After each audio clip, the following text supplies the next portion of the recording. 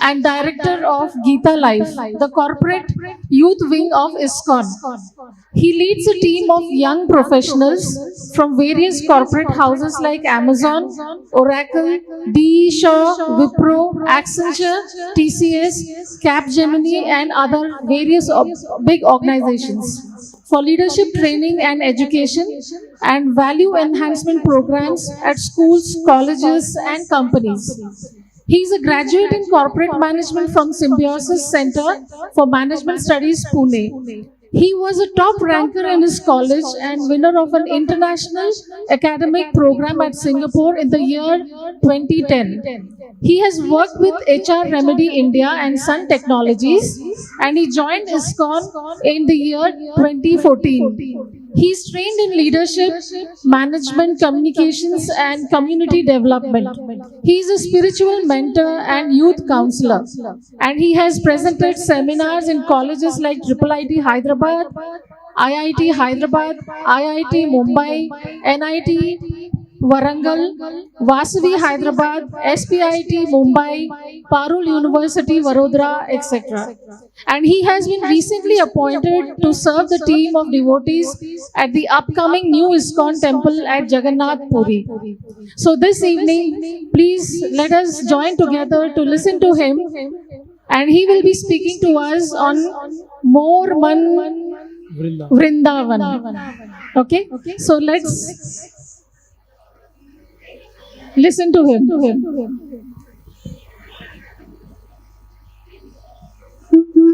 Hare Krishna.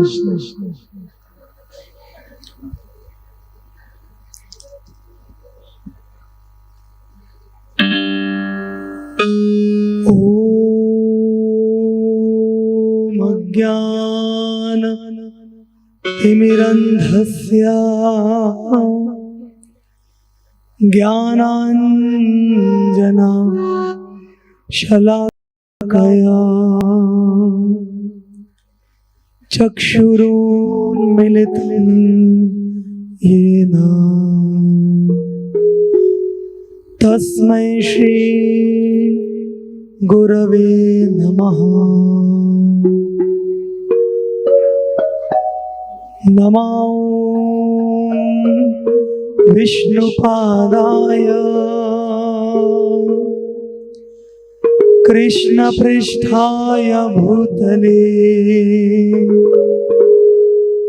Srimate Bhaktivedanta Swaminiti Namine.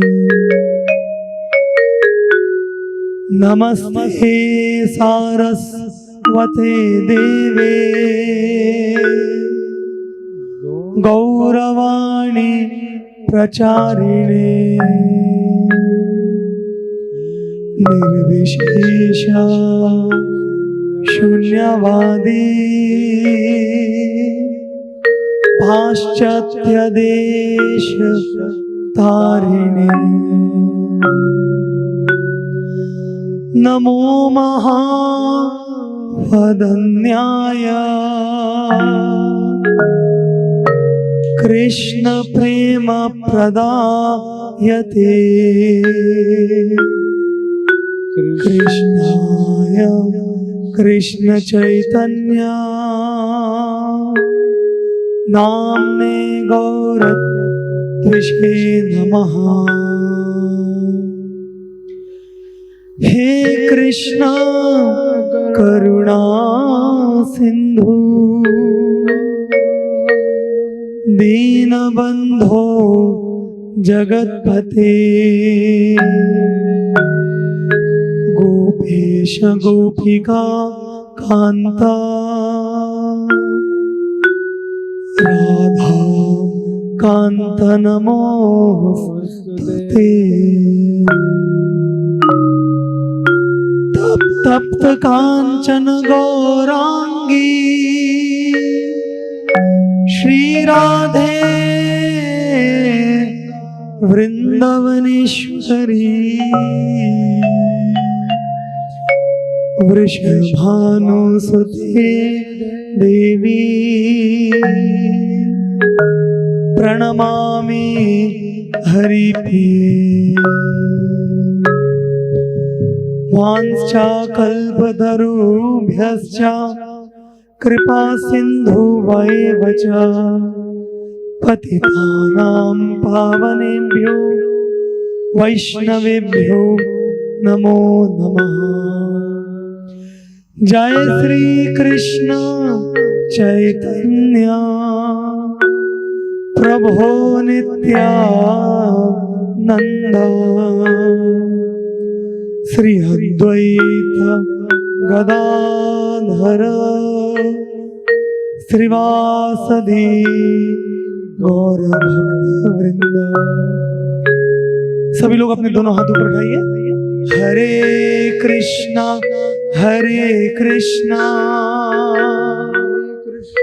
Krishna Krishna Hare Hare Hare Ram हरे राम राम राम हरे हरे।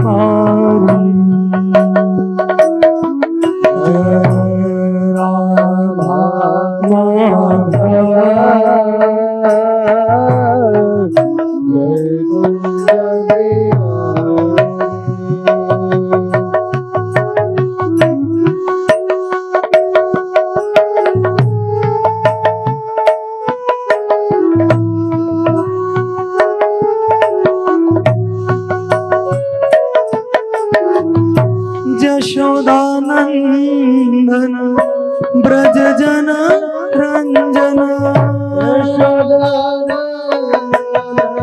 ब्रज जन यशोदानंदन ब्रज जन रंजन ब्रज जन यशोदानंदन ब्रज जन रंजन ताली बजाते हुए ब्रज जन जय जमुना तीरा यमुना तेरा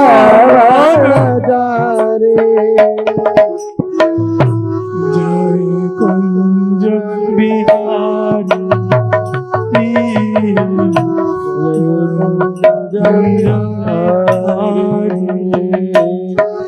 जय राम माधवा जय कुंज बिहारी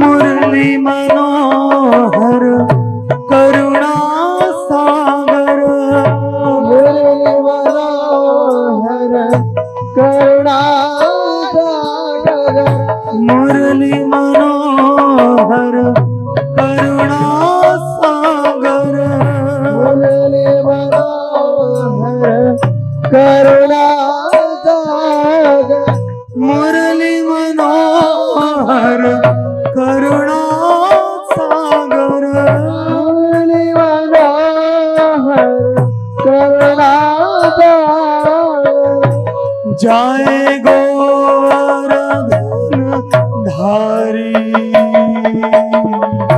जय गोवर्धन धारी जय गोवर्धन धारी जय गोवर्धन धारी जय गिरिवर धारी जय गिरिवर धारी जय राम माधवा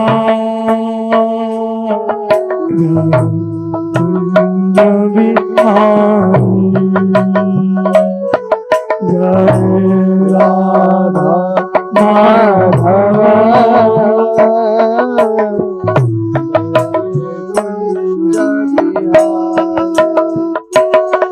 जय राधा माधवा जय कुंज बिहारी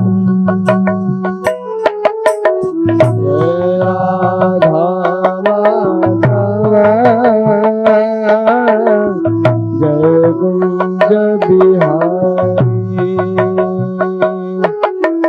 जय राधा माधव जय कुंज बिहारी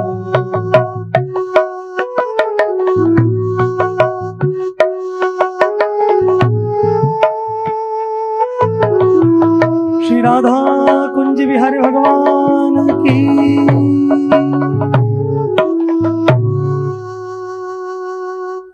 आराध्य भगवान ब्रजेश तनया तद्धाम वृंदावनम रम्या काचित् उपासना व्रजवधू वर्गेण या कल्पिता श्रीमद्भागवतम् पुराणममलम् प्रेमोपमार्थो महान् श्रीचैतन्य महाप्रभोर्मतमिदम् तत्रादराः नापरः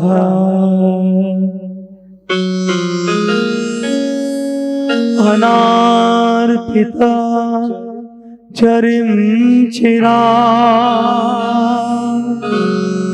करुणयावतीर्ण कलौ समर्पयतुम् उन्नतोज्ज्वलरसाम् स्वां भक्ति श्रियम् हरिपुरट सुंदरा द्युति कदम्ब संदीपिता सदा हृदये कंदरे स्फुरतवा सचिनंदना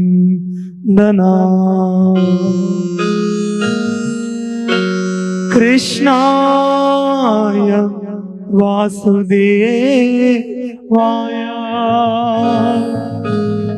हरये परमात्मने प्रणतक्लेश नाशाय गोविन्दाय नमो नमः गोविन्दाय नमो नमः गोविन्दाय नमो नमः।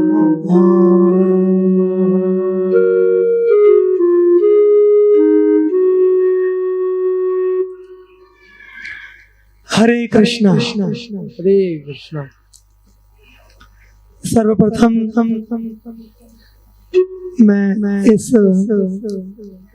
पीपल सोसाइटी और इस जगन्नाथ महोत्सव के जो आयोजन करता लोग हैं उन सबको बहुत आभार एवं धन्यवाद प्रस्तुत करना चाहूंगा कि उन्होंने इतना सुंदर कार्यक्रम का आयोजन यहाँ पे किया है। स्वयं साक्षात अनंत कोटि ब्रह्मांड नायक जगत के स्वामी श्री जगन्नाथ अपने भ्राता बलदेव एवं बहन सुभद्रा के साथ यहाँ विराजमान हैं। हृदय से बोलूं तो मुझे ऐसा ही प्रतीत हो रहा है जैसे मैं साक्षात जगन्नाथपुरी में ही बैठा हूं। हरि बोल। तो मेरा बड़ा आभार ये जगन्नाथ समिति पीपल सोसाइटी को, खास करके मुझे यहाँ पे आप सबके बीच में आमंत्रित करने के लिए और कुछ कृष्ण एवं जगन्नाथ के विषय में कुछ गुणगान करने के लिए मेरा बहुत बहुत आभार। और आप सबका भी बहुत बहुत आभार जो इतने भारी संख्या में अपना बहुमूल्य समय यहाँ पे निकाल कर आए हैं। हालांकि शनिवार की संध्या है, घर के बहुत सारे कार्य हैं, ऑफिस के भी बहुत सारे कार्य पेंडिंग हैं, बहुत सारे स्थान हैं जाने के लिए, लेकिन आप सब अपना बहुमूल्य समय निकाल कर यहाँ पे जगन्नाथ दर्शन, जगन्नाथ कथा एवं जगन्नाथ प्रसाद प्राप्त करने आए हैं। इतने भारी संख्या में हमारा उत्साहवर्धन हो रहा है, तो उसके लिए आप सबका भी बहुत बहुत आभार।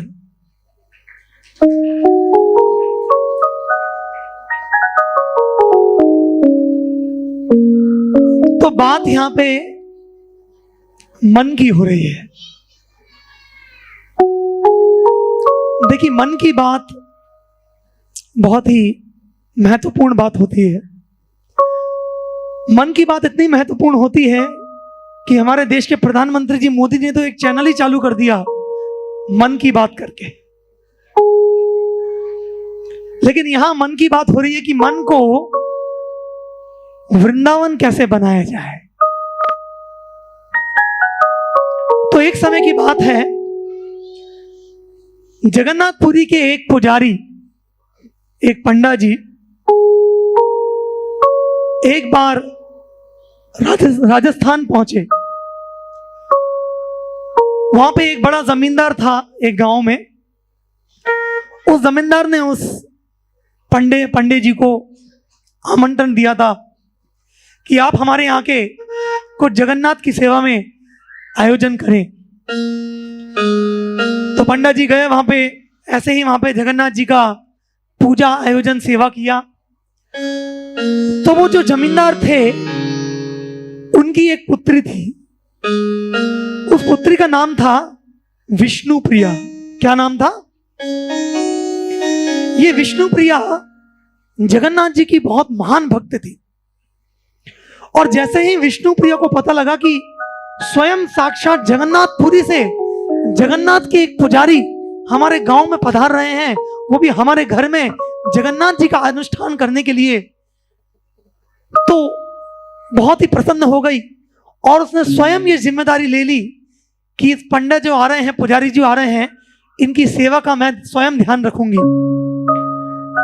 तो जितने भी दिन वो पंडित वहां पे रहे उस गांव में, विष्णुप्रिया ने स्वयं देखा कि उनके लिए सब इंतजाम है कि नहीं, उनके लिए प्रसाद पर्याप्त मात्रा में है कि नहीं, उनके रहने के लिए अच्छी व्यवस्था है कि नहीं, सब आयोजन अच्छे से है कि नहीं।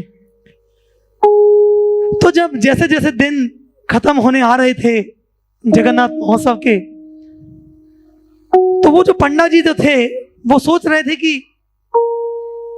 ये विष्णुप्रिया तो बड़ी भक्त है जगन्नाथ की, और निश्चित ही मैं जब यहां से जगन्नाथपुरी वापस जाऊंगा तो विष्णुप्रिया निश्चित ही बड़ी भारी मात्रा में जगन्नाथ की सेवा के लिए अनेक प्रकार के हीरे जवाहरात, स्वर्ण मंडित आभूषण जरूर भेजेगी। और क्योंकि मैं तो जगन्नाथ का पुजारी हूं, तो जगन्नाथ को अर्पण होने के बाद ये सब अच्छी अच्छी वस्तुएं किसके पास आएगी? मेरे पास आएगी। तो ये विचार पंडित जी के मन में था।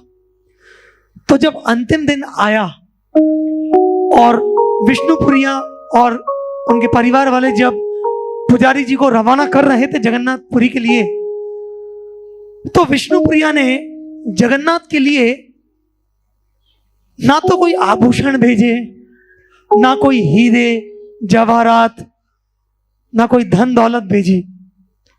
उन्होंने एक लिफाफा, एक छोटा सा लिफाफा, एक खत पुजारी जी को दिया कि आप ये मेरी भेंट जगन्नाथ को चढ़ा देना।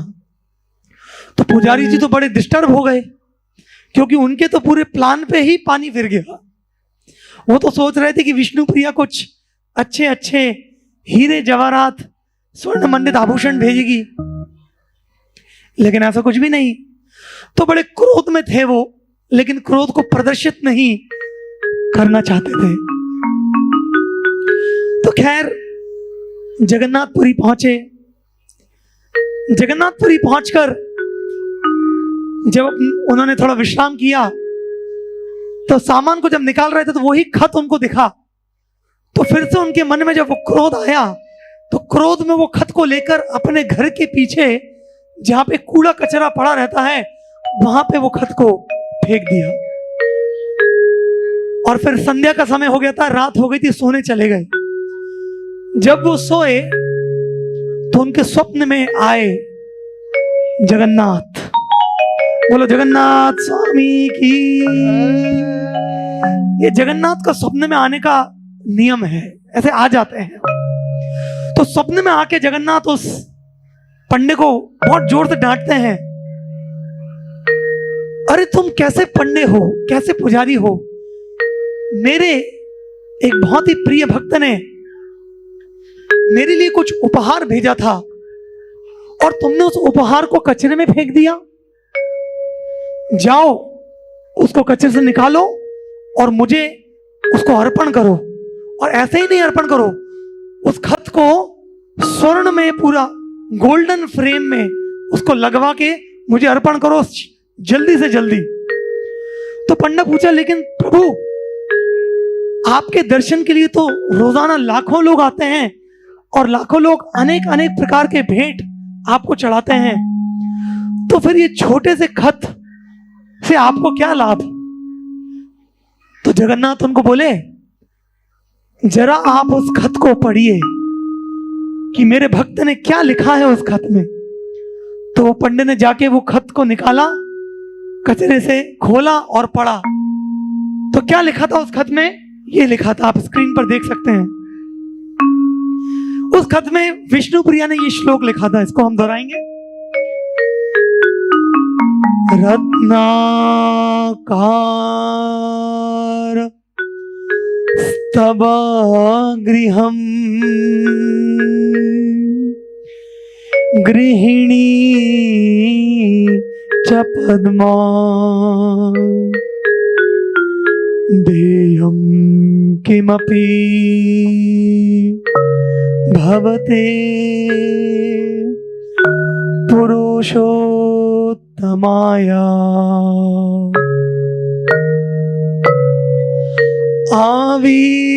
आवीरवामनयना ऋता मनस्या दत्तं मनो यदुपते तदिदं गृहणा। क्या बोल रही है विष्णुप्रिया इस खत में? इसका ट्रांसलेशन नीचे लिखा है। बोल रही कि हे प्रभु, आप तो स्वयं रत्न से मंडित सिंहासन पे विराजमान करते हैं, रत्नों से बना आपका महल है और स्वयं भाग्य की देवी लक्ष्मी आपकी पत्नी है। तो फिर इस संसार में ऐसी क्या वस्तु है प्रभु जो मैं आपको दे सकती हूं? क्या इस दुनिया में कुछ ऐसा है जो मेरे पास है वो आपके पास नहीं? तो फिर मैं आपको क्या दे सकती हूं? लेकिन हां, मुझे एक बात का पता है कि आपने अपनी वृंदावन लीलाओं में गोपियों का मन को चुराया था। इसका मतलब कि आपको अपने भक्तों के मन की आवश्यकता है। तो हे प्रभु, मैं आपको अपना मन अर्पण करती हूं।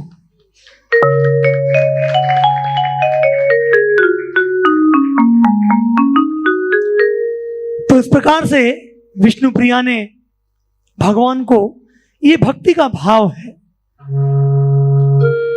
भगवान भाव के भूखे हैं, प्रेम के भूखे हैं।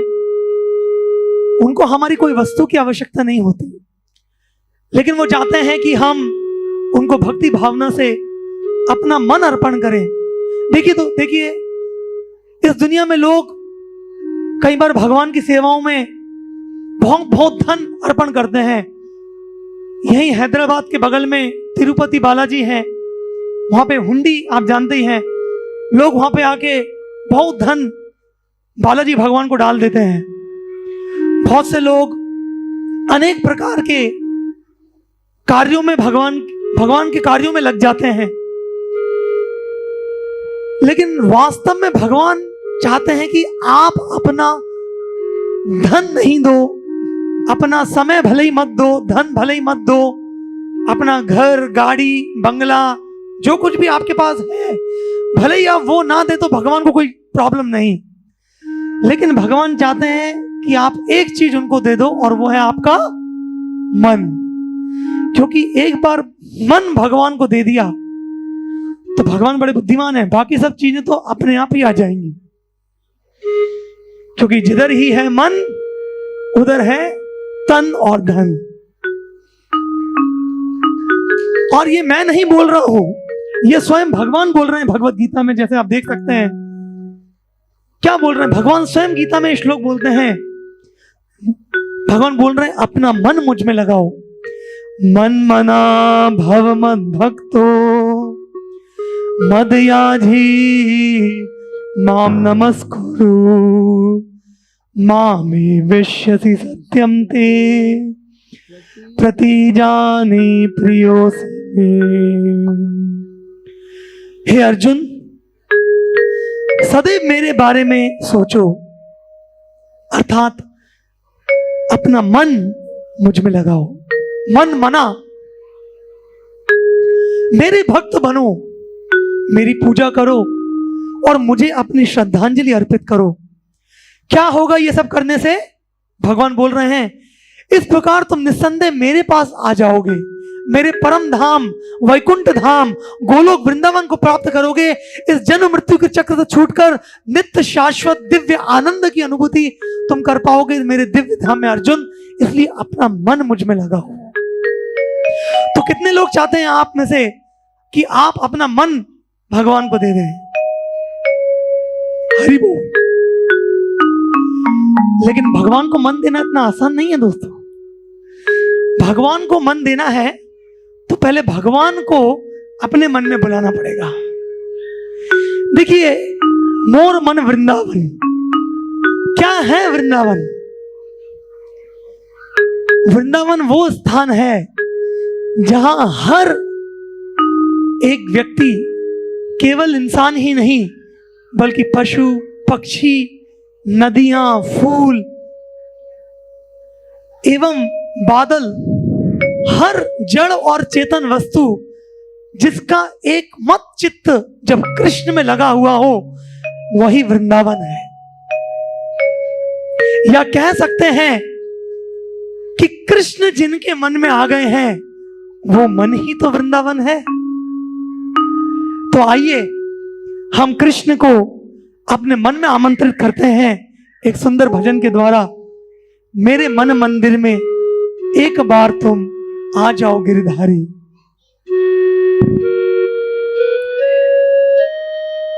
मेरे मन मंदिर में एक बार तुम आ जाओ गिरधारी। बोलिए, मेरे मन मंदिर में एक बार तुम आ जाओ गिरधारी। मेरे मंदिर में एक बार तुम आ जाओ गिरधारी। मेरे मंदिर में एक बार तुम आ जाओ गिरधारी। गिरधारी बनवारी, गिरधारी बनवारी, मनमान कुंज बिहारी। प्यारे आ जाओ गिरधारी। मनमोहन कुंज बिहारी, प्यारे आ जाओ गिरधारी। मेरे मन मंदिर में एक बार तुम आ जाओ गिरधारी।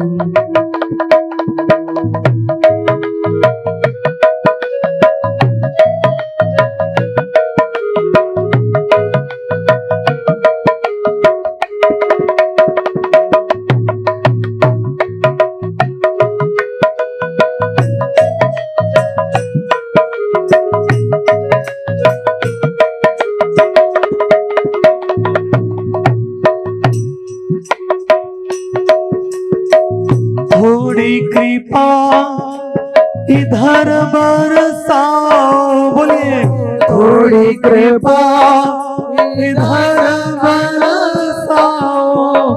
प्रेम बंध प्यासे को पाओ।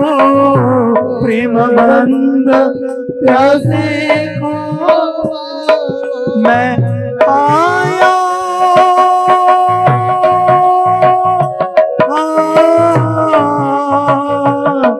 मैं आया एक भिखारी।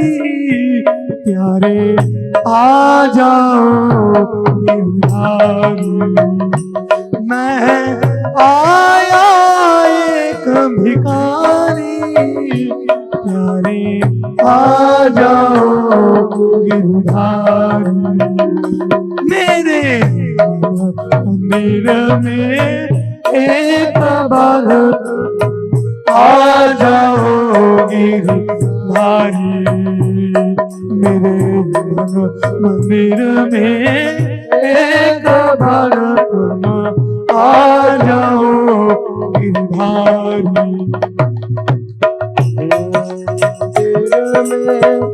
एक बार आ जाओ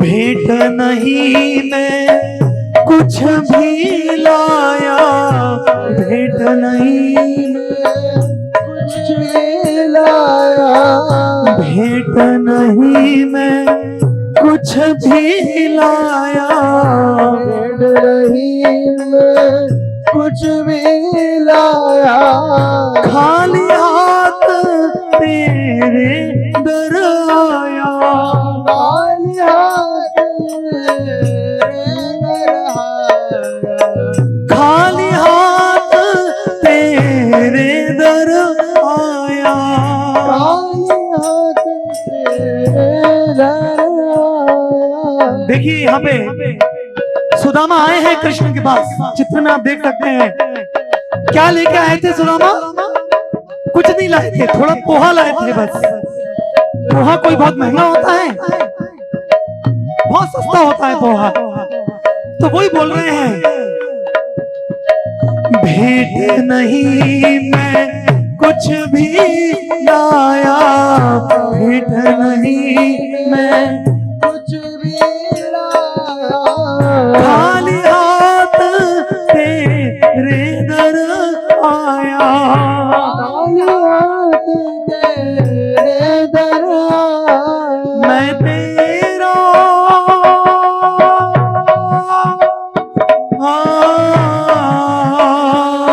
मैं तेरा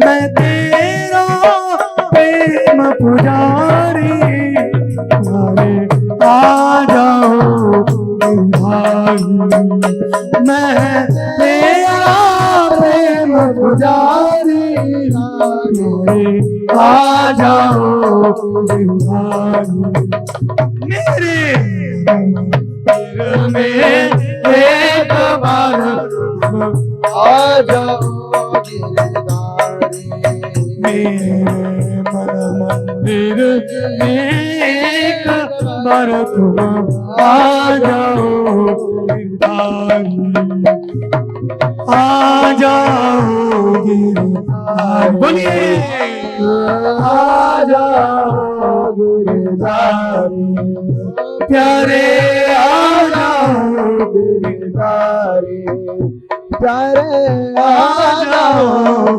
गिरधारी बोल बाके बिहारी लाल की तो इस प्रकार से हमने भगवान को अपने मन में आमंत्रण किया है, एक बार मेरे मन में आ जाइए भगवान।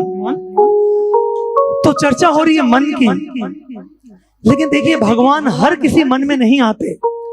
जैसे आपने यहाँ पे जगन्नाथ जी को जो विराजमान किया है, तो हम देख रहे हैं कि इतना सुंदर स्टेज आपने बनाया है, बाहर भी फूल लगाए हैं, ऊपर भी फूल लगाए हैं, नीचे भी अच्छे अच्छे आयोजन किए हैं और बहुत ही सुंदर स्थान पे आप जगन्नाथ जी को विराजमान किए हैं, है कि नहीं?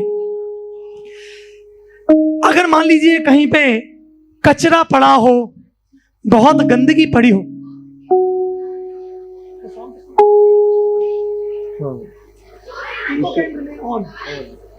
तो अगर मान लीजिए कि अगर किसी स्थान पे बहुत कचरा पड़ा हो, बहुत गंदगी हो, तो क्या आप उस स्थान पे भगवान को बिठाएंगे?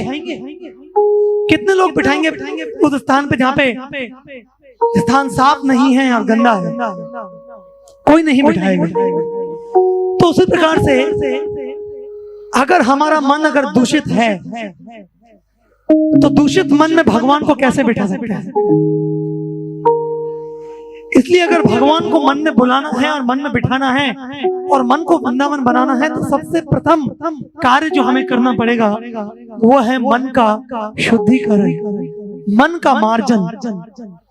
इसलिए श्रीमान चैतन्य महाप्रभु बोलते थे चेतो दर्पण मार्जनम। ये आपका जो मन जो है एक दर्पण के समान है जो अभी बहुत दूषित हो चुका है। इसलिए भगवत गीता में भगवान कृष्ण ये बहुत सुंदर श्लोक बोलते हैं, आप देख सकते हैं कि हमें अपने मन के द्वारा क्या करना चाहिए। उद्धरेदात्मनात्मानं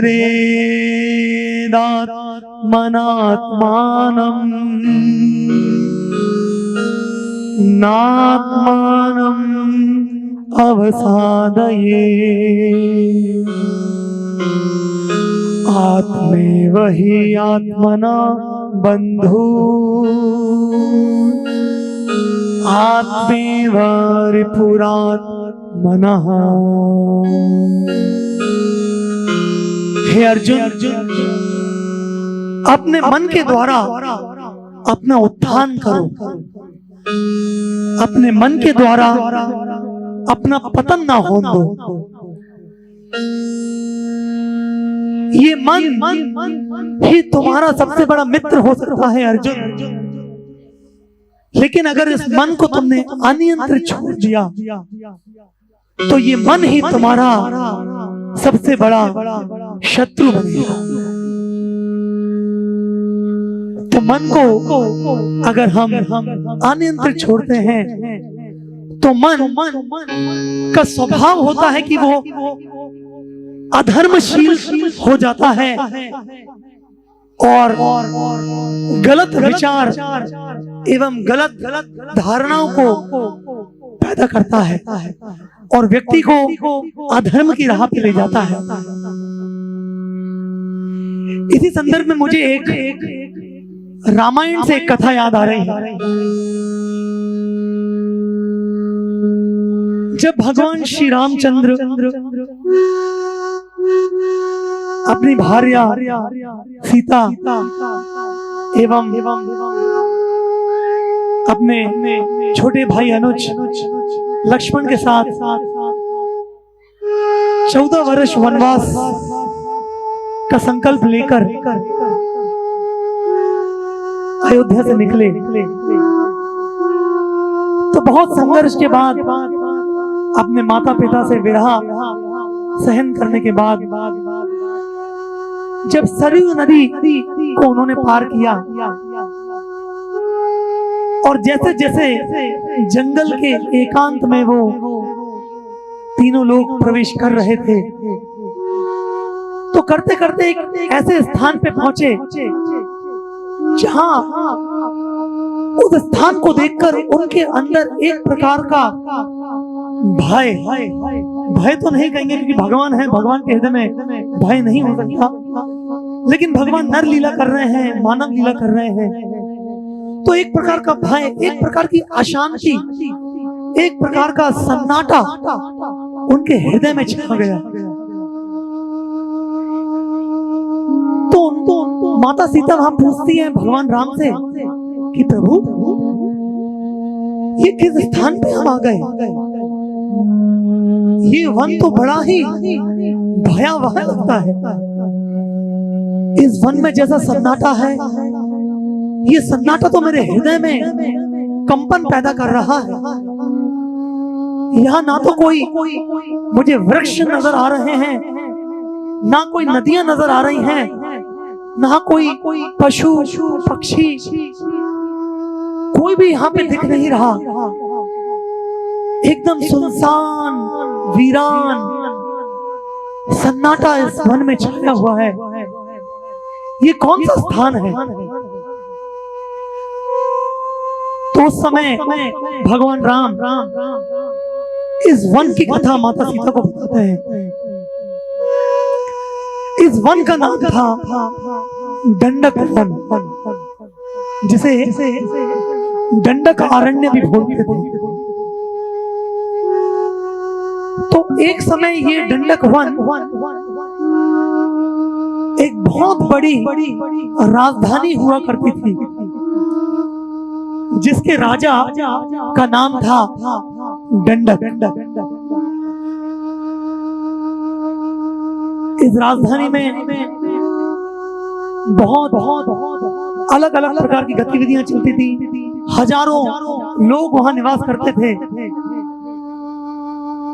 और एक बहुत खुशहाल नगरी थी। लेकिन एक समय ये दंडक राजा जंगल में शिकार के लिए निकला। शिकार करते करते जंगल में बहुत आगे तक चला गया था, थक भी गया था, उसे प्यास भी लग रही थी। कोई नदी किनारे वो पानी पीने गया, तो नदी के उस पार उसने देखा कि एक बहुत सुंदर युवती वहां नदी में जल एकत्रित करने आई हुई। वो युवती इतनी सुंदर थी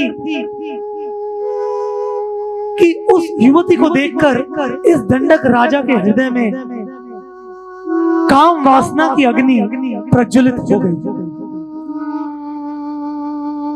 दंडक राजा धीरे से वहां उस युवती के पास गया और उसने पूछा उसका नाम क्या था।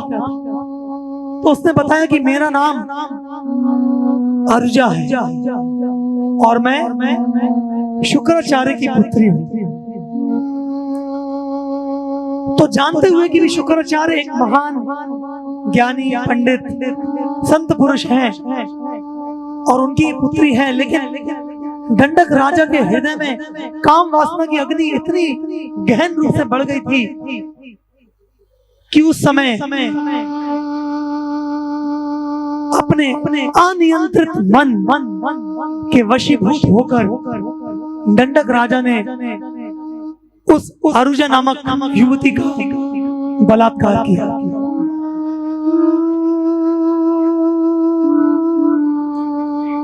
इस गहन कष्ट को सहने के बाद अरुजा बहुत ही दुख अवस्था में विलाप करती हुई, रोती हुई अपने पिता के आश्रम में पहुंची और सारी होनी उसने वहां अपने पिता को सुनाई। उस समय शुक्राचार्य बहुत क्रोधित हुए और उन्होंने वहां पे ही दंडक राजा के लिए एक शाप वहां पे दिया कि हे दंडक, तुम राजा हो, तुम्हारा कर्तव्य बनता है कि तुम प्रजा की रक्षा करो। प्रजा का शोषण करना ये कोई राजा का धर्म नहीं, क्योंकि तुमने अपने अनियंत्रित मन और अपने अनियंत्रित इंद्रियों के वशीभूत होकर अधर्मशीलता का रास्ता चुना है। तो मैं तुम्हें शाप देता हूं कि ये तुम्हारा राज्य एक वन में परिवर्तित हो जाएगा। तुम्हारे राज्य में कोई भी नागरिक नहीं रहेगा।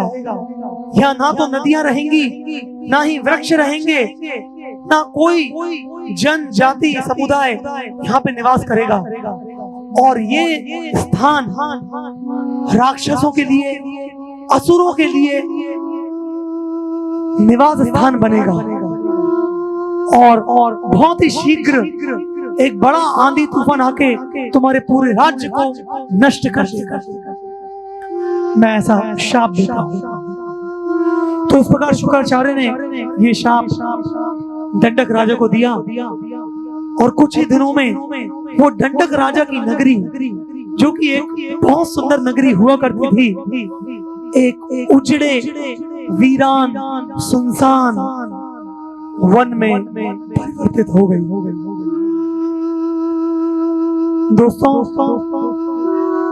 रामायण की इस कथा से हम अपने मन के विषय में बहुत कुछ सीख सकते हैं। जन्म जन्मांतर से हम भी अपने मन को जाने अनजाने अधर्मशीलता के मार्ग पर लगा के रखे हुए हैं। हम भगवान से अपना नित्य शाश्वत संबंध को भूल गए हैं। हम भूल गए हैं कि हम आत्मा है, ये भौतिक शरीर नहीं। हम भूल गए कि हम भगवान के नित्य दास हैं, हम भोक्ता नहीं हैं। हम भूल गए कि हम धर्म परायण होना ही मनुष्य जीवन का लक्ष्य है। इसलिए हम अपने अनियंत्रित मन के वश में होकर अनेक प्रकार के अधर्मशील कार्य आज इस मानव समाज में हो रहे हैं। और यही कारण है कि लोगों का मन आजकल दुखी रहता है, क्योंकि जितना ज्यादा हम अपने मन को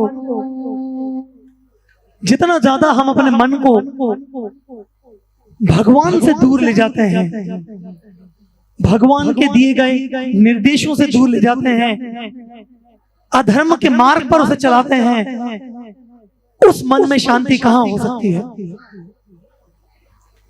आप यहां पे देख सकते हैं कि एक और है हनुमान जी और दूसरी तरफ है रावण। इस संसार की जितनी भी वस्तुएं हैं वो सब लक्ष्मी, राधा या सीता इनका ही प्रतिनिधित्व करती हैं। तो रावण का भाव क्या था?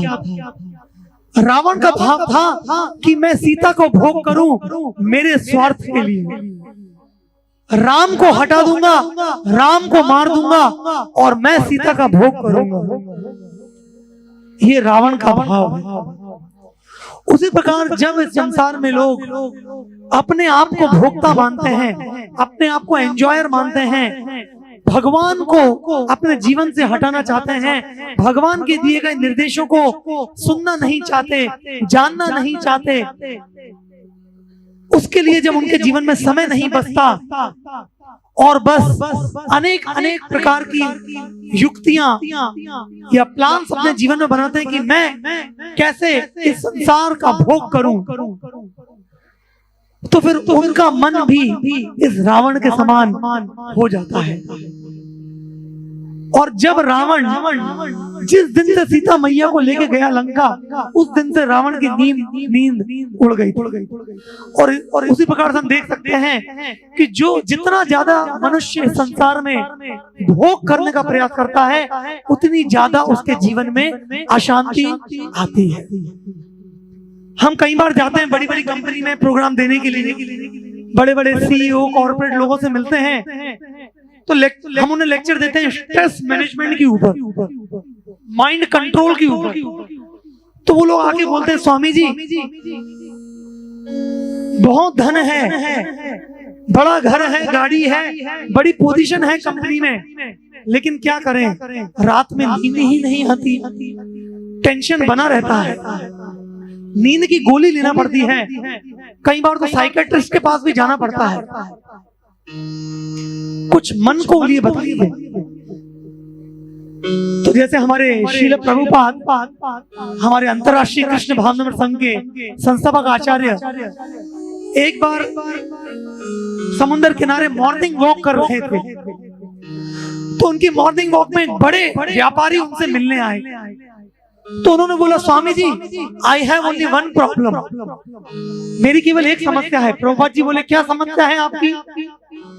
बोले, स्वामी जी मेरी बहुत सारी फैक्ट्रियां हैं, मेरी एक फैक्ट्री है, मेरी एक फैक्ट्री बंबई में है, दूसरी फैक्ट्री चंडीगढ़ में है, तीसरी फैक्ट्री लुधियाना में है, चौथी फैक्ट्री गुजरात में है, ऐसी मेरी 10 फैक्ट्रियां हैं। प्रभुपाद जी बोले, तो फिर प्रॉब्लम क्या है? बोले, स्वामी जी प्रॉब्लम यह है कि मैं नींद नहीं आती। तो प्रभुपाद जी बोले, कोई दिक्कत नहीं, सारी फैक्ट्री हमें दे दो और आप जाके सो जाओ।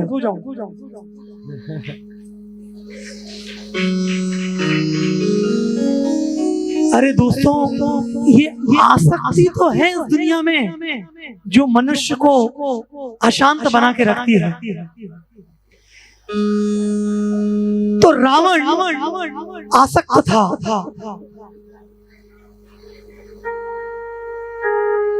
उसको उसकी पत्नी मंदोदरी ने समझाया सीता को लौटा दो। उसके भाई विभीषण ने समझाया सीता को लौटा दो। यहाँ तक कि कुंभकर्ण ने भी एक बार बोला था कि सीता को लौटा दो। लेकिन आसक्ति तो एक ऐसी वस्तु है जो आ तो सकती है लेकिन जाती बहुत आसानी से नहीं। एक बार गुरुजी से एक शिष्य ने पूछा कि गुरुजी, मैं संसार की आसक्तियों से कैसे मुक्त हो सकता हूँ? तो गुरुजी ने कुछ उत्तर नहीं दिया। गुरुजी एक पेड़ के पास गए और पेड़ को जोर से ऐसे आलिंगन कर लिया और जोर जोर से गुरुजी चिल्लाने लगे, छोड़ो छोड़ो मुझे छोड़ दो, मुझे जाने दो, मुझे छोड़ो। तो शिष्य घबरा गया, बोले गुरुजी, पेड़ आपको नहीं पकड़ा है, आप पेड़ को पकड़े हैं। आप पेड़ को छोड़ देंगे तो आप मुक्त हो जाएंगे। तो गुरुजी बोले, मैं यही तो आपको समझाने का प्रयास कर रहा हूं कि संसार आपको नहीं पकड़ा है, आप संसार को पकड़े हैं। तो यहां रावण का यही भाव है, वो आसक्त है। लेकिन वहीं हम दूसरी तरफ देख सकते हैं हनुमान जी का भाव क्या है। रावण का भाव है भोग करना। भोग से रोग होता है। बोलिए सब लोग पीछे, भोग से रोग होता है। इसलिए भोग नहीं, हमें सेवा करनी है। और हनुमान जी उसी सेवा भाव के मूर्तिमान स्वरूप हैं। देखिए, दोनों सीता से व्यवहार कर रहे हैं। हनुमान भी वहां सीता से मिल रहे हैं और रावण भी सीता से व्यवहार कर रहा है। लेकिन रावण का भाव है भोग करना और हनुमान का भाव है सेवक। तो आइए वोट लेते हैं। वोट कितने लोग रावण के मार्ग पर चलना चाहते हैं? हाथ खड़ा कर लीजिए। रावण के मार्ग कितने लोग बजरंग बली हनुमान जी के मार्ग पर चलना चाहते हैं? हाथ खड़ा कर लीजिए। बोल बजरंग बली हनुमान की। तो यही भाव है हनुमान जी के लिए। सीता उनके माता के समान है। हमारी वैदिक संस्कृति में ऐसा बोला जाता है कि स्वयं की भार्या या पत्नी को छोड़कर प्रत्येक नारी को माता के दर्जा दिया गया है। उन्हें माता कहकर संबोधित किया जाता है। चाणक्य पंडित अपनी शिक्षाओं में बोलते हैं, मातृवत परदारेषु परद्रव्येषु लोष्टव आत्मवत् सर्वभूतेषु यः पश्यति स पंडिता। पंडित कौन है? बुद्धिमान व्यक्ति कौन है? केवल ऐसे चुटिया धरने से या 2 पैसे का जनेऊ पहनने से कोई पंडित नहीं बनता, या ऐसे वस्त्र धारण करने से या पोथी पढ़ने से कोई पंडित नहीं बनता। पंडित के लक्षण यहाँ बताए जा रहे हैं। जो अपनी स्वयं की पत्नी को छोड़कर हर स्त्री को माता के रूप में देखता हो, जो दूसरे की जायदाद को विष्टा के समान देखता हो, अर्थात उसे प्राप्त करने की इच्छा ना करता हो, और जो इस संसार में हर व्यक्ति को उसी प्रकार से आदर सम्मान व्यवहार करे जैसा वो स्वयं के लिए आदर सम्मान व्यवहार चाहता हो, जो इन 3 लक्षणों को नियम पालन करता है, यहाँ पश्यति सा पंडित, उसे पंडित बोलते हैं। इसलिए माता सीता, लक्ष्मी या राधा, ये तो जगत जननी है, भगवान की आह्लादनी शक्ति है, महाभाव स्वरूपा श्री राधा ठाकुरानी है। तो अगर हमें अपने मन को रावण प्रवृत्ति से हटाकर एक सेवा प्रवृत्ति को जागृत करना है तो हमें भगवान की अंतरंग शक्ति श्रीमती राधा रानी श्री वृंदावनेश्वरी की शरण लेना पड़ेगा। बोले राधा रानी की। तो आइए ये सुंदर भजन गाते हैं जिसमें हम श्रीमती राधा रानी से प्रार्थना करेंगे कि हमारे मन को बोलेंगे कि श्रीमती राधा रानी के चरणों में वो लगाए।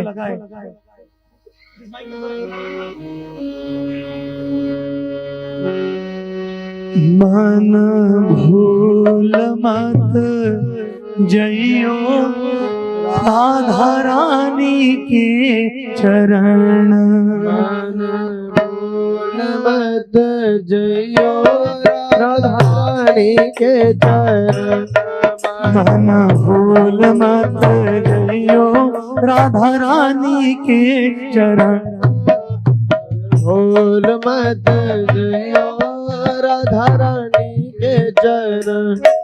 मन भूल मत जइयो राधा रानी के चरण। बोलिए भूल मत जइयो राधा रानी के चरण।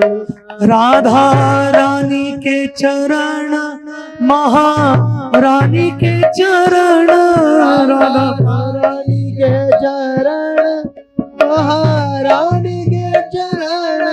राधा रानी के चरण महारानी के चरण। रानी के चरण महारानी के चरण। मन भूल मत जइयो राधा रानी के चरण। मन भूल मत जइयो राधा रानी। मन भूल मत जइयो राधा रानी के चरण। मन भूल मत जइयो राधा रानी के चरण। राधा रानी के चरण श्यामा प्यारी के चरण। राधा रानी के चरण श्यामा प्यारी के चरण। मन भूल मत जइयो राधा रानी के चरण। मन भूल मत जइयो राधा रानी के चरण।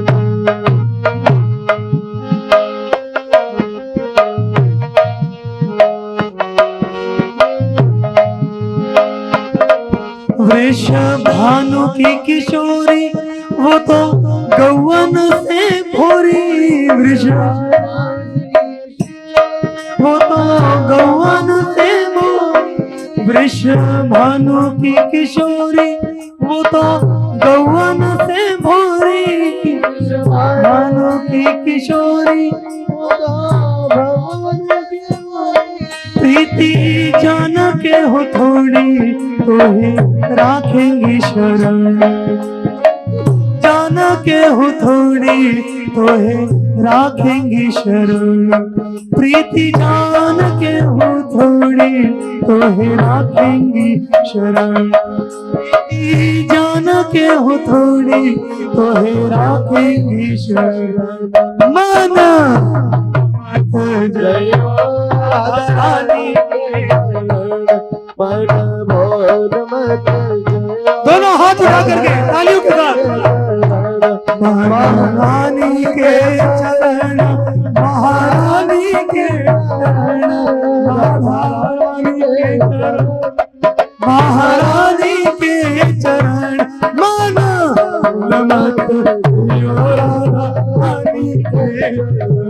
मन भूल मत जइयो राधा रानी के चरण। भूल मत जइयो राधा रानी के चरण। मेरे मन मत वारे छोड़ दुनिया के द्वारे। मेरे मत वारे छोड़ दुनिया के द्वारे। मेरे मन मत वारे छोड़ दुनिया के द्वारे। मेरे मन मत वारे छोड़ दुनिया के द्वारे।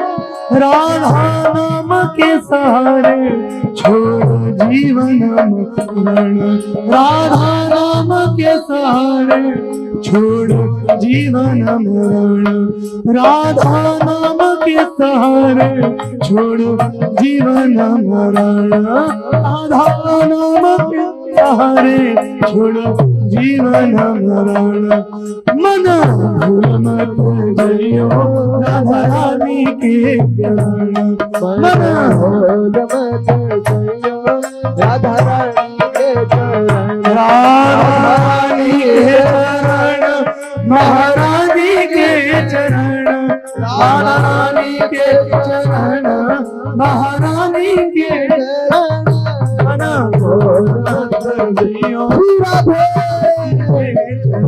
मन भूल मत जइयो राधा रानी के चरण, मन भूल मत जइयो राधा रानी के चरण, राधा रानी के चरण महारानी के चरण, महारानी के चरण रानी के चरण, मन भूल मत जइयो राधा रानी के चरण, मन भूल मत जइयो राधा रानी के चरण।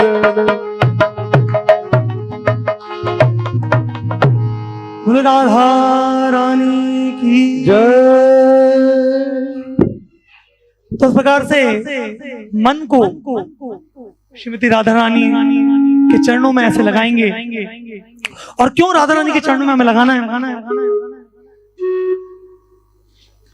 क्योंकि ये जो रथ यात्रा का जो महोत्सव है, ये राधा रानी से ही तो चालू होता है।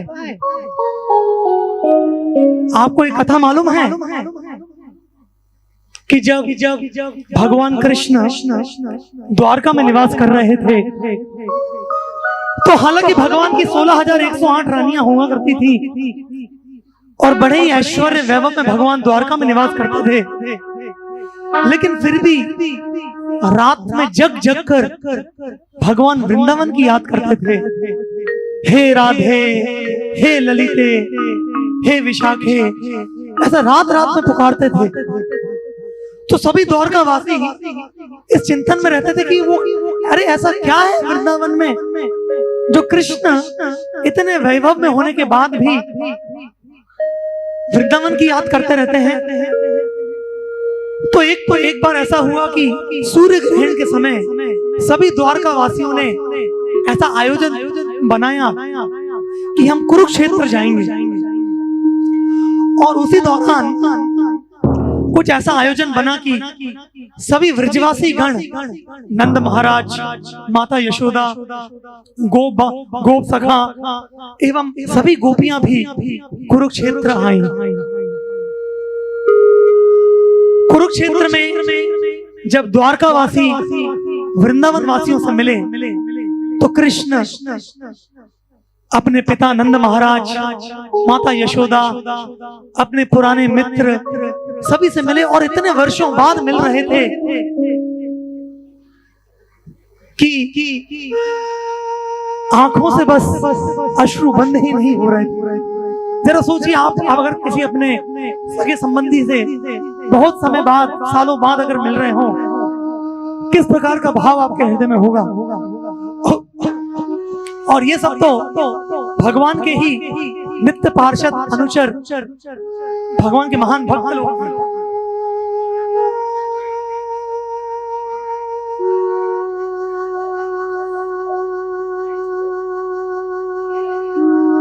सभी से मिलने के बाद फिर भगवान वहां पे गोपियों से मिलने जाते हैं। और जब भगवान गोपियों से मिलने जा रहे हैं तो भगवान गोपियों को थोड़ा एक एकांत स्थान पे ले जाते हैं। लेकिन जब गोपियां जो भगवान कृष्ण के विषय में हर क्षण समाधिस्थ रहती थी, भगवान केवल 11 वर्ष की आयु के थे जब वृंदावन से गए थे और उसके बाद फिर कभी वृंदावन आए नहीं। तो तो अब जब गोपियां इतने समय, इतने सालों बाद अपने प्रियतम कृष्ण को जब देख रही हैं, तो उनके हृदय में क्या भाव उत्पन्न हो रहा है वो इस श्लोक में हम देख सकते हैं। तो शुकदेव गोस्वामी जो भागवत के मुख्य कथाकार हैं, जो परीक्षित को भागवत सुना रहे हैं, वो गोपियों का भाव इस श्लोक में प्रदर्शित कर रहे हैं। गोप्यश्च कृष्णं उपलभ्य चिराद अभीष्टम्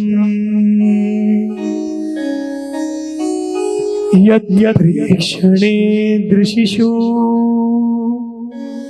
पक्ष्मकृतं शपन्ति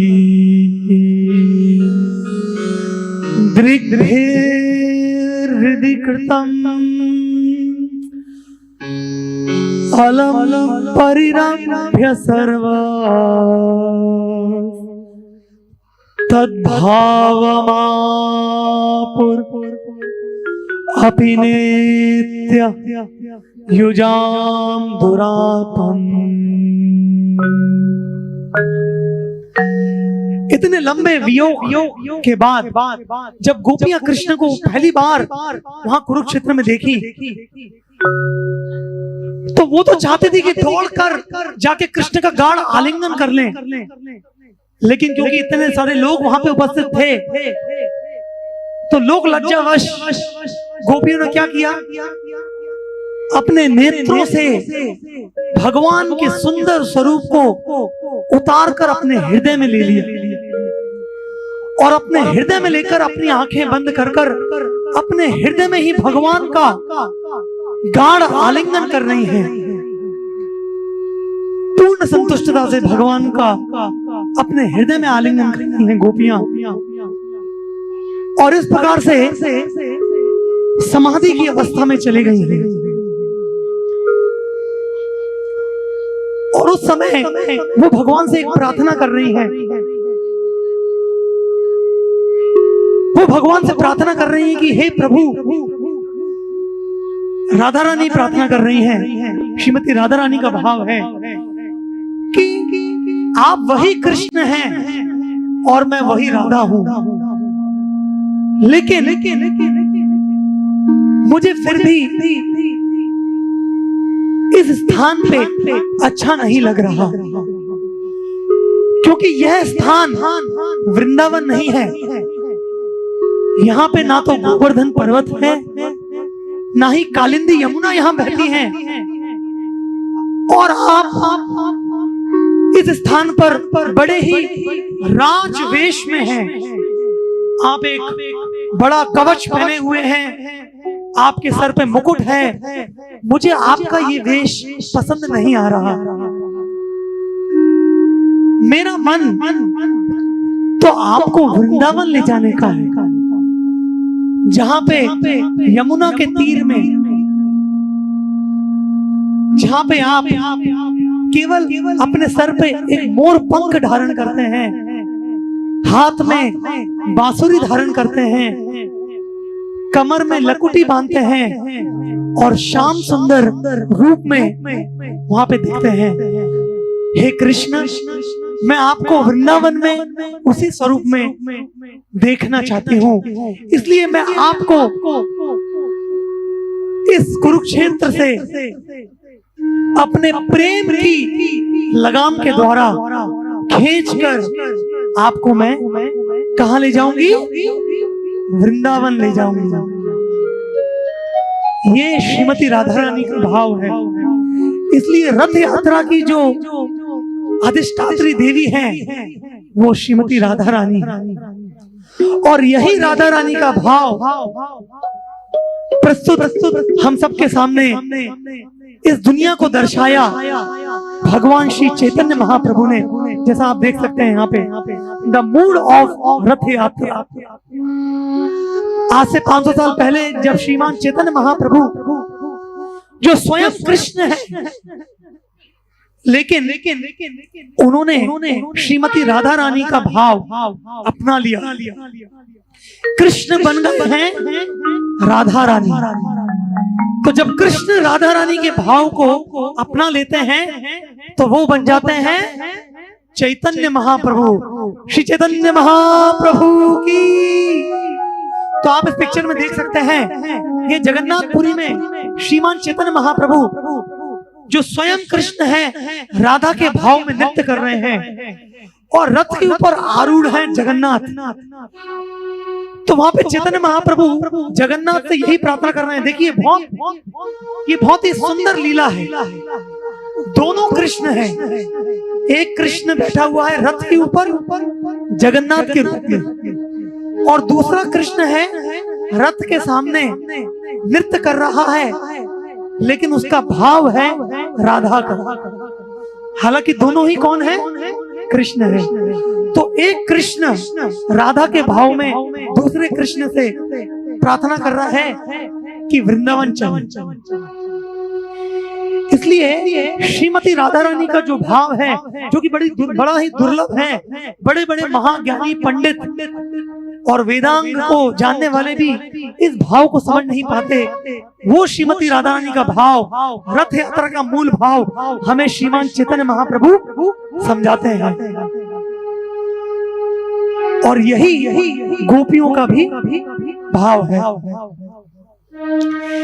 इसलिए अभी समय का अभाव है तो एक अंतिम एक कथा बता के मैं अपने वाणी को विराम दूंगा कि किस प्रकार से हम गोपियों के इस प्रेम भाव को समझ सकते हैं। देखिए गोपियों का, श्रीमती राधा रानी का ये जो भगवान के प्रति प्रेम है, अधिकांशतया लोग समझते हैं इसको इस दुनिया के कोई लड़का लड़की के बीच में, बॉयफ्रेंड गर्लफ्रेंड के बीच में जैसा संबंध होता है ऐसा ही लोग इसको समझ लेते हैं। लेकिन गोपियों और भगवान के बीच में जो संबंध है वो कोई इस दुनिया में साधारण स्त्री पुरुष के बीच में जो संबंध होता है वैसा नहीं। ये गोपियां कौन थी? भगवान की गोपियों में से अधिकांश गोपियां, कुछ गोपियों को बोलते थे ऋषिचारी गोपियां। ये भगवान राम की लीला में बड़े बड़े साधु संत पुरुष थे जो भगवान की सेवा करना चाहते थे सीता मैया की तरह। तो भगवान ने उनसे बोला इस अवतार में ये संभव नहीं, मैं जब कृष्ण अवतार में आऊंगा आप उस समय गोपियां बन के आना, तब आप मेरी सेवा कर पाएंगे। तो कुछ गोपियां ऋषिगण थे जो गोपियां बनी, कुछ गोपियां थी वो जो हमारे वेद शास्त्र हुए, ऋग्वेद, सामवेद, यजुर्वेद, ये सब वेद शास्त्र गोपियों का रूप लेके आए थे भगवान के साथ लीला करने के लिए। कुछ दूसरी गोपियां थी वो देव कन्याएं थी और बाकी कुछ गोपियां भगवान की महान भक्त थी जो जन्मों में कठिन तपस्या और सेवा करने के बाद उनको ये गोपी का स्तर प्राप्त हुआ था। इसलिए इन गोपियों को हमें कोई साधारण स्त्री के समान नहीं समझना चाहिए। इनके हृदय में भगवान के प्रति शुद्ध प्रेम, आध्यात्मिक प्रेम था। देखिए प्रेम और काम इन दोनों में अंतर होता है। इस दुनिया में जिसे लोग प्रेम बोलते हैं वास्तव में वो प्रेम नहीं होता, वो तो काम होता है, क्योंकि काम स्वार्थ से भरा हुआ होता है और प्रेम पूर्ण रूपेण निस्वार्थ होता है। तो ये कथा बता के मैं उस संदर्भ में बताऊंगा कि एक बार श्री नारद मुनि द्वारका पहुंचे भगवान कृष्ण के पास और पूछा कि भगवान आपके संसार में इतने सारे भक्त हैं, आपके सभी भक्तों में से सबसे सर्वोच्चम भक्त कौन है? आप क्या मुझे बताएंगे? तो भगवान ने वहां नारद मुनि को तुरंत उत्तर नहीं दिया। भगवान ने एक लीला रची और भगवान ने बोला, हे नारद आप ऐसा करिए, आप मेरे अलग अलग भक्तों के पास जाइए और अलग अलग भक्तों के पास जाकर उनको आप ये बताइए कि आज कृष्ण को सर में दर्द है। आप देख रहे हैं आप स्क्रीन पे, भगवान को सर में दर्द हो रहा है। भगवान को सर दर्द नहीं होता, लेकिन लीला कर रहे हैं। और उनसे बोलिए मेरे भक्तों से कि मेरे सर दर्द का एक ही दवाई है, और वो है कि अगर मेरे भक्त अपने चरणों का धूली, अपने चरणों की डस्ट धूली अगर मुझे देंगे और मैं अपने सर पे लगाऊंगा तो मेरा सर दर्द दूर होगा, नहीं तो नहीं होगा। तो ये सुनकर नारद मुनि पहले जाते हैं हिमालय पर, जहाँ पे बड़े बड़े योगी लोग बैठे हुए हैं, भगवान का ध्यान कर रहे हैं, और वो बोलते हैं आज कृष्ण को सर दर्द है और आपके चरण धूलि की आवश्यकता है। तो ये बड़े बड़े योगी लोग तो कृष्ण के ऊपर विश्वास ही नहीं करते थे, भगवान के रूप के ऊपर ही विश्वास नहीं करते थे। वो बोले तुम क्या हमसे मजाक कर रहे हो, भगवान का तो स्वरूप ही नहीं होता, तुमको सर दर्द कैसा होगा, जाओ यहाँ से। तो नारद मुनि समझ गए कि इनके अंदर कोई भक्ति भाव नहीं है। फिर नारद मुनि जाते हैं उन भक्तों के पास जो भगवान के अलग अलग मंदिरों में भगवान की पूजा आराधना कर रहे थे, और उनसे बोलते हैं कि भगवान को सर दर्द है, आपके चरणों की धूली चाहिए, क्या थोड़ी देंगे? तो वो लोग बोलते हैं हे नारद जी, क्या आप हमें नरक भेजना चाहते हैं? अरे भगवान को तो हम पूजते हैं, उनको हमारे चरणों की धूली कैसे देंगे? ये तो महापाप हो जाएगा, इसके लिए तो हमें जन्मों जन्मों तक नरक में निवास करना पड़ेगा। नहीं नहीं, हम ये नहीं कर सकते। फिर नारद मुनि जाते हैं, ऐसे अलग अलग भक्तों के पास जाते हैं, कोई भी उनको धूली नहीं देता।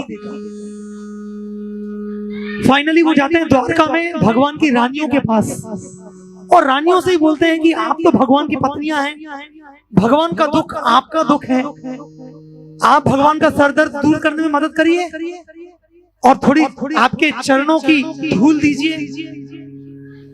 तो वो बोलते हैं कि हे नारद जी, हम भगवान के लिए कुछ भी करने तैयार हैं, लेकिन आप थोड़ा समझिए, हम भगवान की धर्म पत्नियां हैं। भला एक धर्म पत्नी अपने पति के ऊपर अपने पैर कैसे रख सकती है?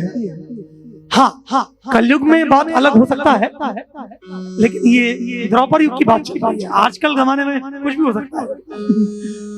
तो बोले कि नहीं, हम ये नहीं कर सकते, आप कुछ और उपाय बताइए भगवान का सर दर्द कम करने। नारद मुनि बोले कोई और उपाय नहीं। तो फिर फाइनली नारद मुनि भगवान के पास आए, भगवान प्रभु कोई चरण रस देने के लिए रेडी नहीं है, क्या करा जाए? भगवान पूछे कि आप कहाँ गए? उन्होंने बताया कि मैं इधर गया उधर गया। भगवान ने पूछा क्या वृंदावन गए? उन्होंने बोला नहीं, वृंदावन तो मैं नहीं गया। क्या आप गोपियों के पास गए? बोले नहीं, गोपियों के पास तो मैं नहीं गया। भगवान ने बोला वहां जाओ। तो जब नारद मुनि गोपियों के पास गए वृंदावन में, तो कोई गोपी वहां पे गाय का दूध निकाल रही थी, कोई कंडे थाप रही थी, कोई घर में भोजन बना रही थी, तो कोई बच्चे को सहला रही थी, कोई अपने पति की सेवा कर रही थी। अलग अलग प्रकार से गोपियां लगी हुई थी। वहां पे जाके नारद मुनि ने सभी गोपियों को ऐलान करके बताया कि सुनो सुनो गोपियों, मैं कृष्ण के पास से आ रहा हूँ। तो कृष्ण का नाम सुनते ही सभी गोपियां वहां एकत्रित हो गई, और नारद मुनि बोले कि आज कृष्ण को सरदर्द है। तो ये सुनते ही गोपियां रोने लगी और बोले कि कृष्ण को सरदर्द है, हम क्या कर सकते हैं कृष्ण के लिए? नारद मुनि बोले कृष्ण के सरदर्द के लिए एक ही दवाई है, अगर आप अपने चरणों की रज कृष्ण के लिए देंगे तो उस रज को लगा के कृष्ण का सर दर्द दूर हो सकता है। जैसे ही नारद मुनि ने ये बोला, तुरंत सारी गोपियां वहां से भाग गई। तो नारद मुनि सोचे गोपियां भाग गई, क्या हो गया? और कुछ क्षणों बाद ही एक बड़ी बड़ी पोटरियां लेकर आके नारद मुनि को हर एक गोपी देने लगी। नारद मुनि पूछे ये पोटरियों में क्या है? गोपियां बोली ये पोटरियों में हमारे पैरों की बहुत सारी धूल है जो हमने भर भर के तुम्हें दी है, तुरंत जाओ इसको ले जाकर कृष्ण को दे दो और कृष्ण का सर दर्द दूर कर दो। तो नारद मुनि समझ गए। लेकिन नारद मुनि ने पूछा, लेकिन गोपियों तुम जानती हो तुम क्या कर रही हो? क्या तुम्हें भय नहीं कि तुम्हारी धूल अगर जगत के स्वामी जगन्नाथ कृष्ण के सर पे लगेगा तो कितना महाभयंकर पाप तुम्हें लग सकता है? कितने जन्म जन्मांतरों तक तुम्हें नरक में वास करना पड़ सकता है? क्या तुम्हें इसका भय नहीं? तो गोपियां वहां पे नारद मुनि से बोलती हैं, हे नारद, हम स्वर्ग क्या है, नरक क्या है, हम वो सब नहीं जानते। हम तो बस इतना ही जानती हैं कि अगर हमारी चरण की धूलि से अगर हम कृष्ण के दर्द को एक क्षण भर के लिए भी दूर कर सकें तो नरक या जो कुछ भी आप बोल रहे हो, अगर हमें वहां पे अनंत काल तक भी निवास करना पड़े, हमें वो मंजूर है नारद। आप कृपया जाके ये धूल कृष्ण को दीजिए और उनका सर दर्द दूर कर दीजिए।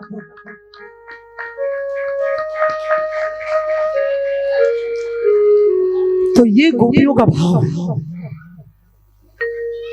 स्वयं के स्वार्थ के विषय में नहीं सोचते। इसलिए इस जगन्नाथ उत्सव में हम जब आयोजन कर रहे हैं, जगन्नाथ को पूज रहे हैं, ये रथ यात्रा का महोत्सव बना रहे हैं, तो इसको केवल एक धार्मिक अनुष्ठान के रूप में ही ना देखें। इसको केवल एक रीति रिवाज या कोई धार्मिक एंटरटेनमेंट के रूप में ना देखें। इसको आप एक ऐसे अवसर के रूप में देखें जो हमें अपने हृदय को, अपने मन को पवित्र बनाने के लिए मिला है, अपने मन में भगवान को बुलाने के लिए मिला है, अपने मन को गोपियों के समान निर्मल बनाने के लिए मिला है, अपने मन को वृंदावन बनाने के लिए मिला है। और ये मन बनेगा वृंदावन जब हम भगवान के शुद्ध भक्तों की शरण लेंगे। जैसे आप यहाँ पे देख सकते हैं शिल प्रभुपाद जी जो हमारे अंतर्राष्ट्रीय कृष्ण भावनगर संघ के संस्थापक आचार्य हैं।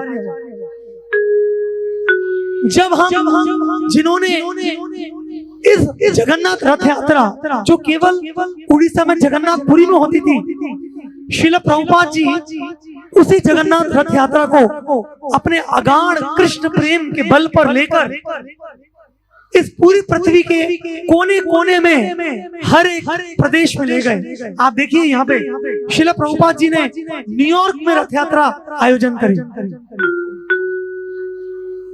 सोचिए, जगन्नाथ, उड़ीसा के जगन्नाथ पहुंच गए न्यूयॉर्क। शिल प्रभुपाद जी ने जापान में रथ यात्रा का आयोजन करवा दिया। शिल प्रभुपाद जी ने ऑस्ट्रेलिया में रथ यात्रा करवा दी। शिल प्रभुपाद जी ने अफ्रीका जैसे देश में रथ यात्रा निकलवा दी। अंग्रेज लोगों ने हमारे देश के ऊपर 200 साल तक राज्य किया, लेकिन शिल प्रभुपाद जी उसी अंग्रेजों के देश में जाकर लंदन शहर के बीच में जगन्नाथ जी की रथ यात्रा का आयोजन करवा दिया। इस प्रकार से आज अंतर्राष्ट्रीय कृष्ण भावनामृत आंदोलन के अंदर अभय चरणारविंद कृष्ण कृपा मूर्ति ऐसी भक्ति वेदांत स्वामी प्रभुपाद जी के निर्देशन के अंदर इस जगन्नाथ रथ यात्रा का आयोजन इस पूरी धरातल, पृथ्वी धरातल के हर एक देश, हर एक राज्य में हो रहा है। यही शिल प्रभुपाद जी का इस दुनिया के लिए उपहार है। इसलिए अगर हम शिल प्रभुपाद जी के चरणों में आश्रय लेंगे, उनके द्वारा सिखाए गए गीता भागवत के संदेश को सुनेंगे और भक्तिमय कार्य में लगेंगे, तो इन महात्माओं के शरण के द्वारा हम भी अपने मन को वृंदावन बना पाएंगे। यही इस प्रवचन का सार है कि महात्माओं की शरण लेकर ही हम वृंदावन को, अपने मन को वृंदावन बना पाएंगे। हरे कृष्णा कृष्णा कृष्णा हरे हरे, हरे राम राम राम हरे हरे। एक दो लाइन गाकर मैं एंड कर रहा हूं।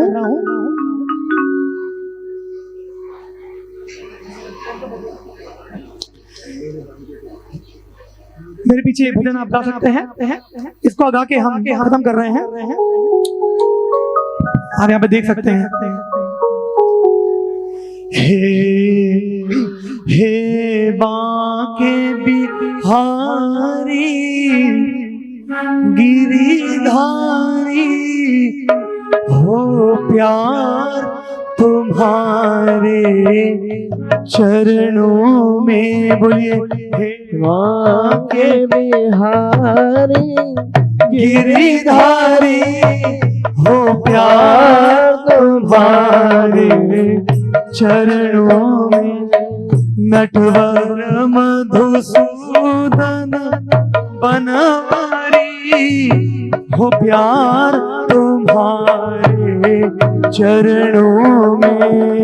नटवर मधुसूदन बनवारी, हो प्यार तुम्हारे चरणों में।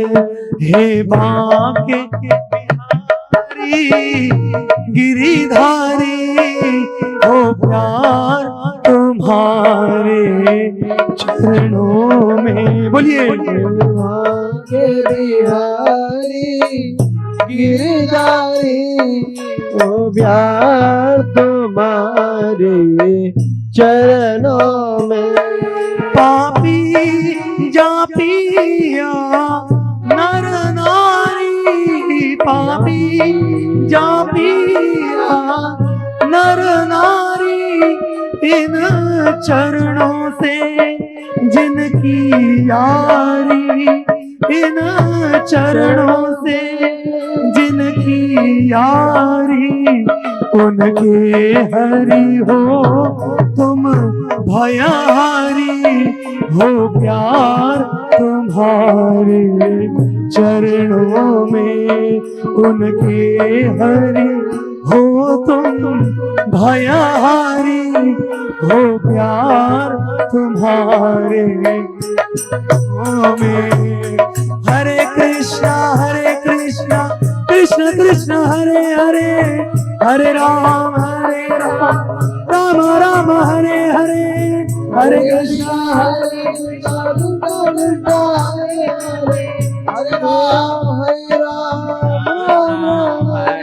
हरे कृष्णा कृष्ण कृष्ण हरे हरे, हरे राम राम राम हरे हरे। हरे कृष्णा हरे राम जय जगन्नाथ जय जगन्नाथ, बलदेवा जय सुभद्रा। जगन्नाथ जगन्नाथ बलदेवा जय जय प्रभुपादा प्रभुपादा प्रभुपादा श्रील प्रभुपादा प्रभुपादा प्रभुपादा प्रभुपादा। निताई गौर हरि बोल हरि बोल हरि बोल। निताई गौर हरि बोल हरि बोल हरि बोल हरि बोल हरि बोल। बोल वृंदावन बिहारी लाल की, श्री जगन्नाथ स्वामी की, जगन्नाथ रथ यात्रा महोत्सव की जय जय श्री राधे जय जय श्री राधे जय श्री राधे।